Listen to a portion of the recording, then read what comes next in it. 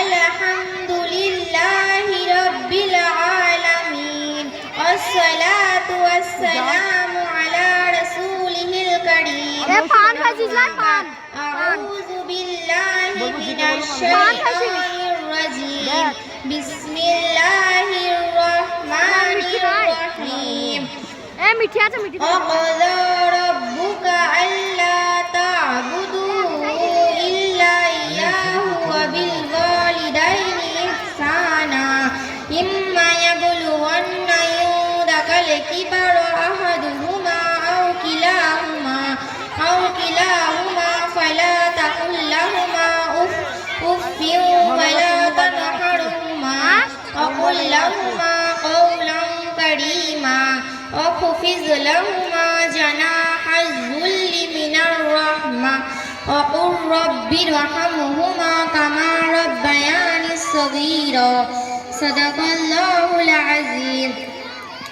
সমস্ত প্রশংসা সেই মহান আল্লাহ রব্বুল আলামিনের ওপরে, যিনি এই বিশ্ব জগতের স্রষ্টা, যিনি আমাদেরকে সৃষ্টি করেছেন এবং আমাদেরকে অসংখ্য নিয়ামত দিয়ে ভরপুর করেছেন। সকলের সমবেত কণ্ঠে সেই স্রষ্টার প্রশংসা করি, সকলে বলি আলহামদুলিল্লাহ। তারপর জানাই সেই মহামানবের প্রতি, যিনি দুনিয়াতে এসে আমাদেরকে জান্নাতের পথ দেখিয়েছেন। সকলে তার প্রতি দরুদ এবং সালাম প্রেরণ করি, সকলে বলি সাল্লাল্লাহু আলাইহি ওয়াসাল্লাম। আজকে আমি আপনাদের সম্মুখে উপস্থিত হয়েছি পিতা মাতার সাথে উত্তম ব্যবহার করার সম্পর্কে আলোচনা করার জন্য। সর্বপ্রথম কুরআনুল কারীম থেকে যে আয়াতটি তেলাওয়াত করেছি, আল্লাহ তাআলা এই আয়াতের মধ্যে পিতা মাতার হক সম্পর্কে সন্তানের প্রতি 6টি উপদেশ দিয়েছেন। উপদেশ নাম্বার 1, ওয়াকাযা রাব্বুকা আল্লা তা'বুদু ইল্লা ইয়্যাহু ওয়া বিল ওয়ালিদাইনি ইহসানা। তোমার পালনকর্তা আদেশ করেছেন যে তাকে ছাড়া অন্য কারোর ইবাদত করো না এবং পিতা মাতার সাথে উত্তম ব্যবহার করো। উপদেশ নাম্বার 2, ইম্মা ইয়াবলুগান্না ইনদাকাল কিবারা আহাদুহুমা আও কিলাহুমা ফালা তাকুল লাহুমা উফ।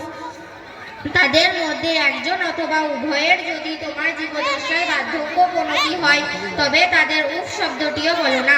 উপদেশ নাম্বার 3, ওয়ালা তানহারহুমা, এবং তাদের ধমক দিও না। উপদেশ নাম্বার 4, ওয়াকুল লাহুমা কাওলান কারীমা, এবং তাদের সঙ্গে শিষ্টাচারপূর্ণ কথা বলো। উপদেশ নাম্বার 5, ওয়াখফিজ লাহুমা জানাহাজ যুল্লি মিনার রাহমা, এবং তাদের সঙ্গে ভালোবাসার সাথে নম্রভাবে মাথা নত করে দাও। বাবা মার অনুগ্রহ স্মরণ করো। উপদেশ নাম্বার 6, ওয়াকুল রব্বি রহমহুমা কামা রব্বায়ানি সগীরা, হে আমার পালনকর্তা, তাদের উভয়ের প্রতি রহম করো, যেমন তারা আমাকে শৈশবকালে লালন পালন করেছেন।